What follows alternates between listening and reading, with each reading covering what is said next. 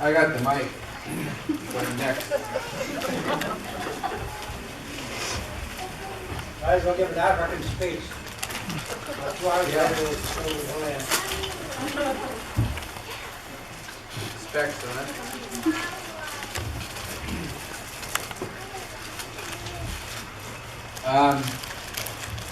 May not believe this, or, I used to be terrified to get up in front of people and talk. The good news is, I'm no longer terrified. But I do require detailed notes so I can stay on track and say what I need to say. The bad news is, and some of you are ready for this, there have been occasions in the past where my notes were 3 pages long. Today, only 2. Yeah. I was going to attach a couple more pages just to, get you worried. Now, my comments are largely going to be about this most beautiful bride, my daughter Megan, and my 2 boys, Jay and Miles. Like Jacob, I'm referring to my grandchildren as mine. And these comments will largely be directed to the new groom, Dr. Daniel Main, who has just become my son-in-law. The rest of you can listen in. I will attempt to be somewhat chronological in my stories and comments. I've got this all in point form. Point 3A. As y'all know, Megan was born in the middle of Africa, Zambia, where David Livingstone discovered one of the 7 wonders of the world, the Victoria Falls, which were named in honor of the then British Queen, Victoria. That's a little history lesson for the young people here, most of whom seem to have never been taught who David Livingstone was. Whoever heard of Stanley, who actually went looking for him in the middle of Africa. B. By the way, Megan was a C-section baby, and I was right there in the OR next to the mother when the doctor did his thing with the needle and scalpel and brought her into the world. That's how she got here. C. When Megan was 6, we sent her off to boarding school, and the guy who piloted the Cessna 185 that took her and her brothers to Sakiji School was none other than Mr. Gordon Baki, who is a very special guest here with us today. Please stand up, Gordon. Right. Is he still here? He's the man. Gordy's 81 years young and still a very active pilot. In July, he flew 42 hours in Alaska on a mission up there. So he's not done yet. Thank you, Gordy, for coming. I'm going to keep this speech brief. I better jump a few years.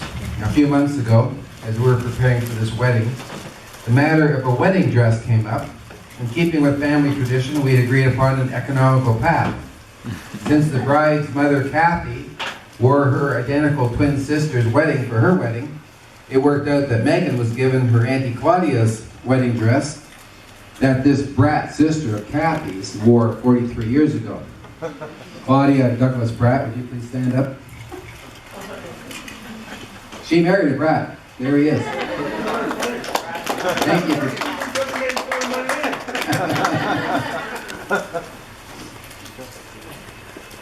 Thank you. And so, Daniel, you can thank them for helping Megan to look even more beautiful than she already looks. Okay, you all know Megan has made a good, strong step.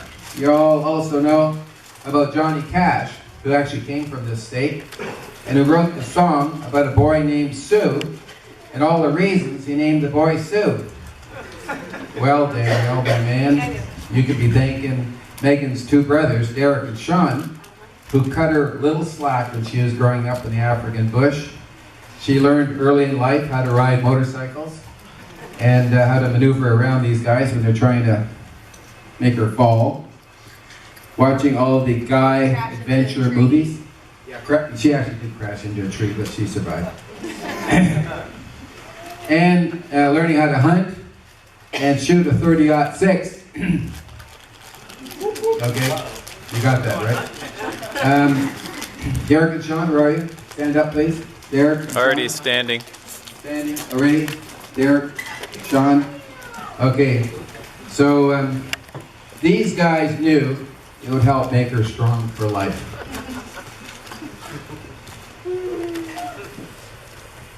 Kathy and I had a lot of help in raising our kids and nurturing them in the admonition of the Lord.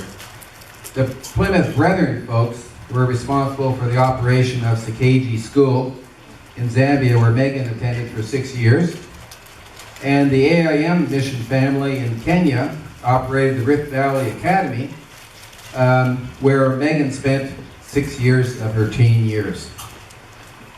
And we also thank the folks at JBU and other friends who've helped Megan through her college years and even being able to finish magna cum laude in spite of a dyslexic tendency. Page 2, we're almost done. And of course there's the mission family in Zambia who knew Megan from the time she was born till the time she was 18, when she left Zambia for the U.S. for higher education and for further direction from the Lord for her life. Thank you all, y'all, who had a part of this. And thanks be to God for His sovereignty and grace and all the challenges that Megan has faced in recent years. For me, Pops, as I am known by my children, these past 2.5 years have been awesome. It was a huge blessing and privilege to watch Jay and Miles grow and develop from 2 years and 2 months respectively to their current ages of 4 and 2.5. These little humans are definitely exceptional. My mind is only recalled, yeah, I'm talking to you, Daniel. My mind, just a little reminder. My mind has only recalled the exceptional and good stuff. Daniel, you're about to be more fully informed. Some of these other things I might have forgotten, but they'll soon come to the surface. Your life is about to be changed for the good. God gave us children to teach us a lot of life lessons. Daniel, we know you've already gone through the toddler stage with your three very handsome and beautiful children, Luke, Anna, and Chloe. So you've already done that. And it is evident that you did a very fine job. Consider this next chapter of your life a refresher course. Know that Kathy and I and many dear folks that are here today will be praying for you and Megan as you manage the challenging business of blending your families. And we're still here to give practical, hands-on help as you need it. Babysitting, maintenance jobs, whatever we can do to help you guys. Okay, well, we're almost to the end of page 2, and I promise not to go 3 pages. One final thing for you, Daniel. We have never discussed the bride price. In fact, I don't even recall you even asking for Megan's hand. But at my stage in life, it may well have happened. I just forgot. Conveniently. But I'm quite certain about the bride price. When it comes to money. Remember that she is an African girl, and in Africa, the parents of the bride usually receive a payment from the groom. In the southern and western provinces of Zambia, amongst the Lozis and the Tongas, as cattle are their main source of livelihood, they demand payments in the order of 12 or 24 head of cattle. Arkansas must be the home of tens of thousands of cattle. And Zambians are quite reasonable about it by not demanding full payment prior to the wedding. In some cases, the groom may take up to 20 years to make full payment. But Zambians are very patient people. So not to worry, Daniel, we are too. Sorry to bring this up at such a late date in front of all our friends and family. I know it must be a little... I kind of forgot until this morning. And there wasn't really any good time until now. But again, we're reasonable people. Lucky for you, another family tradition saves the day for you. When I volunteered to my future father-in-law a bride price, since we were getting married in Africa, I related to him the African traditions on bride price. But yet again, lucky for you, the tribal group we serve, the Kahandes, demanded only a few dollars for the bride price. But as for my father-in-law, he liked the Lozi and Tonga tradition of cattle for the bride price. In fact, he was going to make it real easy for me and just requested a side of beef cut and flash frozen.